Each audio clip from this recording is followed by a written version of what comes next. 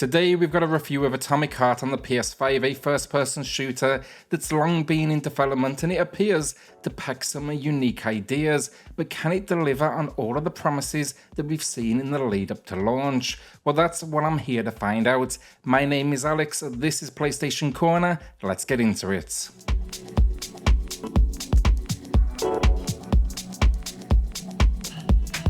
If you do enjoy the video today, consider subscribing and hitting that like button, it helps the channel a huge amount. Atomic Heart then takes place in 1955 within Facility 3826. This is an alternate reality. It's a fictional top secret base built to manufacture robots. A scientist in this world, they've essentially developed a substance called polymer, and they are using this to create a neural network known as the Collective. Its main function to control robots with the power of your thoughts. Opening the game, this is essentially a utopia, but quickly things devolve into chaos when this plan is sabotaged and our once friendly robots, they're now absolute killing machines. So here we take on the role of this elite soldier. You work for the government and you are on a mission to restore and reset the network. Prepare for conspiracy, a small but entertaining enough cast, a talking glove that joins you on the mission, and more than a few psychotic robots. Our lead and the glove, they talk way too much, often it feels out of place, and while I generally did enjoy the story, it is tonally a little all over the place. They can't quite balance the serious plot points with our lead's desire to crack jokes. The ending then is satisfying, though I will say after 15 hours, it definitely felt a little abrupt. Gameplay, and I've seen a few comparisons I want to clear up. A Bioshock, Far Cry, it's not particularly like either. If I had to sum this up, it is a small open world that you can explore, but it's really just a hub location to allow you to travel to that next mission, which are going to be linear for the most part. The open world, it's essentially a slew of robots to battle and a few bonus side dungeons that do reward you with loot. Feels a little empty, honestly. These are nice but very similar from one to the next, and I do wish there were more friendlies to meet over just gunplay.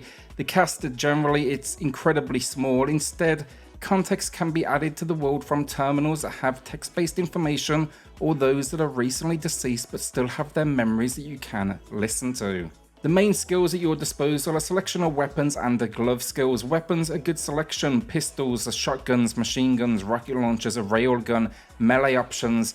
These though, they're not picked up from enemies, rather you actually craft them once you do find the blueprints in missions or in the world.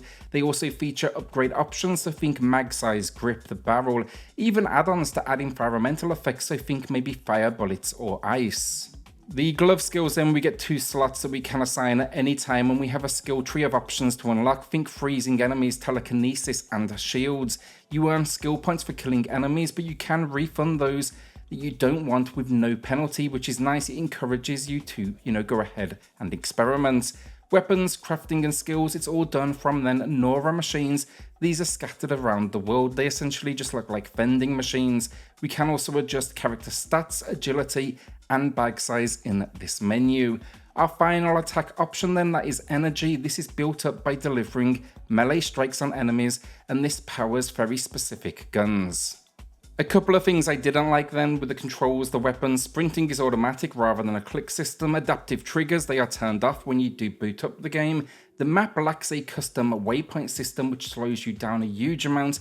And the looting is really well done. You have a force-like power to suck everything up, but it becomes tedious because the enemies in this one are bullet sponges, so you're going to be crafting constantly. And yeah, that's also a somewhat slow process that asks for a huge amount of resources. I actually jumped between normal difficulty and easy with this one because it was getting a little bit annoying, and it seems difficulty here does little to the AI, rather it just lowers the number of bullets required to kill them, and if you would prefer that, I would for sure maybe look into switching that option.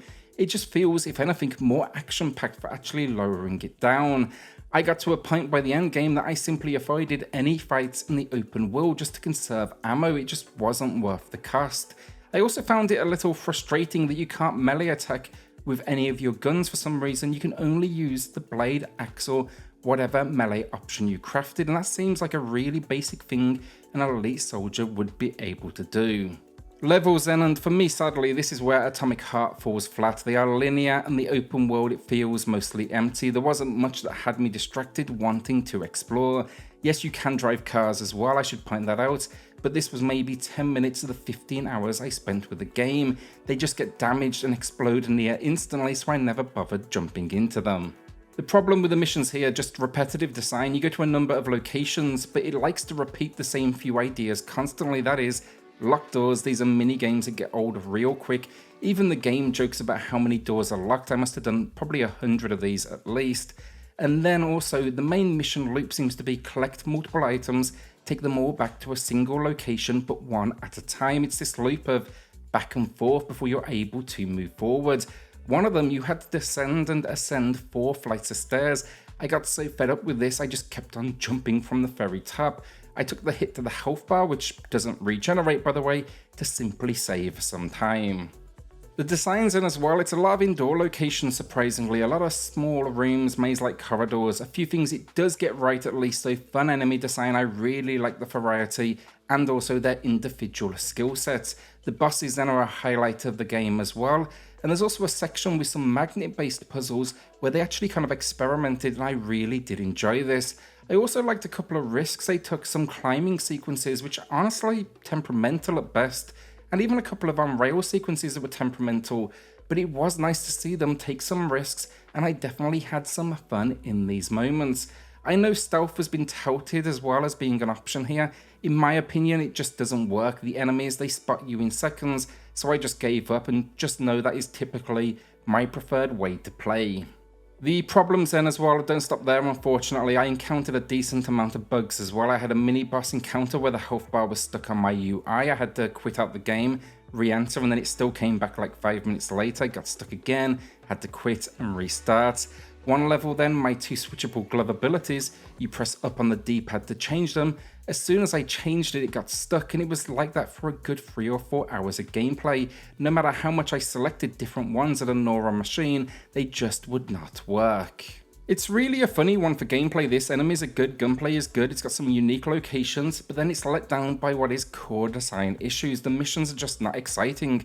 The repetition is near instantly noticeable, back and forth and tedious, and yeah, I never want to see a lock minigame again. There's also some basic control options you expect, like melee with the gun you have it in hand, or adding waypoints to the map system so I can navigate in an easier fashion.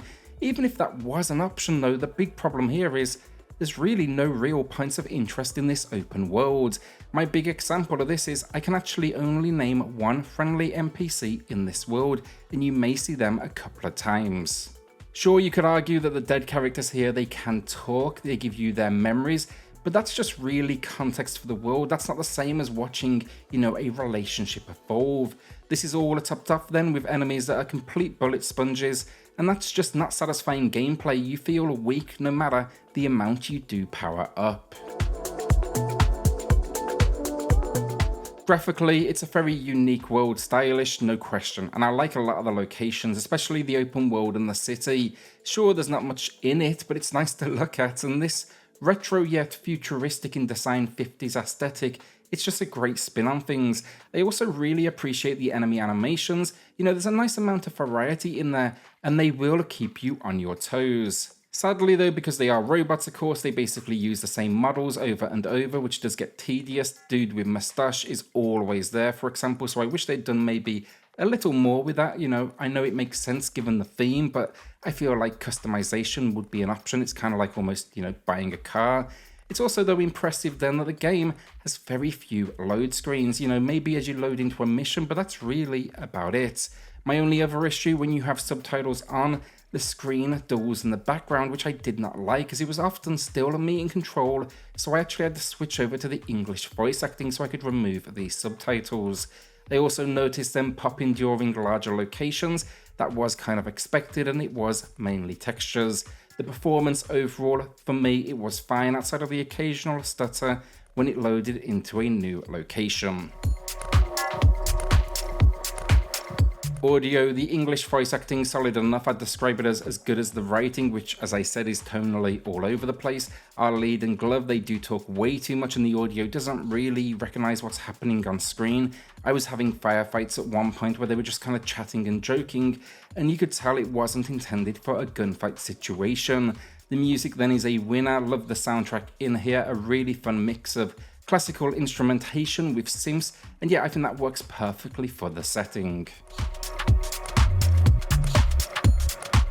Overall, Atomic Heart disappoints. The gunplay is fun, the enemies are nice selection, bosses are a highlight, and visually, it's a solid looking game. Even the story tonally kind of misses the mark at times, but it kept me intrigued through the 15-hour runtime. Definitely took a few turns as well I did not expect. Even has a creative skill tree system for our lead, weapons and elemental powers. Basically, it's a lot of good systems and ideas that are instantly let down by bugs and just simple plain poor design. There's an open world that is empty outside of a single NPC that you see once or twice on this journey. There's a map with no waypoint system that's incredibly frustrating to use. Missions are repetitive and filled with countless locked doors and then tedious minigames. And that's before the more basic bugs, think a UI object that got stuck on screen forcing me to quit a couple of times, and glove powers that I couldn't switch for a good portion of the experience.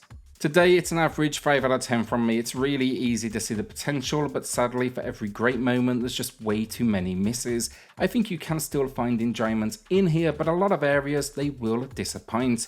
So will you be checking out Atomic Heart? Let me know in the comments. With that, hit subscribe, join us here for reviews, deals, VR2 content weekly, and I'll see you all on the next video. Thanks everyone.